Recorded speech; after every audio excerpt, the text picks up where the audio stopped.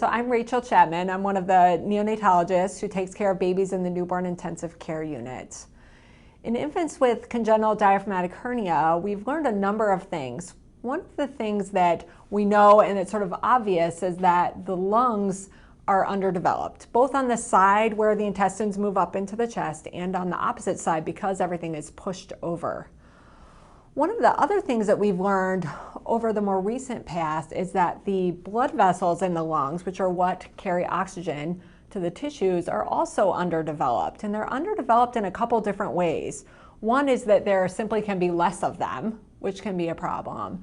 Two is that they can develop, be much thicker than normal blood vessels in the lungs in a healthy baby. And three is that they can act abnormally or squeeze too tightly in response to medications that we normally would use or interventions that we would normally use to help dilate those vessels or send more blood to the tissues. This knowledge has actually helped us in terms of how we manage congenital diaphragmatic hernia babies. One, in that we, from the very beginning, are thinking of the blood vessels in addition to the lung tissue itself. And we actually use a number of strategies, one being just providing a good amount of oxygen to help promote dilating those blood vessels and getting good oxygen to the tissues.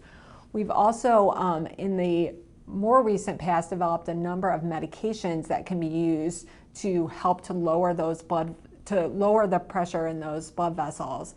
Those medications don't necessarily work in all patients, and often it's trial and error, trialing different medications and different strategies to figure out just what's helpful to the individual patient with diaphragmatic hernia. There are some babies who have such severe abnormalities with their blood vessels that we are not able to help them with medications, but often we are able, with trying different medication regimens, to help bring that blood pressure down and help to deliver better oxygen to the tissues. In general, with growth, if babies are able to survive that immediate neonatal period, in general, this is a problem that gets better over time, and it's something that doesn't necessarily require lifelong medications, but often can go into early infancy and sometimes early childhood. But I think it's been very helpful to us as a field to understand that it's not just the lung tissue itself, but also the blood pressure in the lungs that can be an issue for these children. And it's helped a lot in terms of the different medications and interventions that we're able to offer for these babies.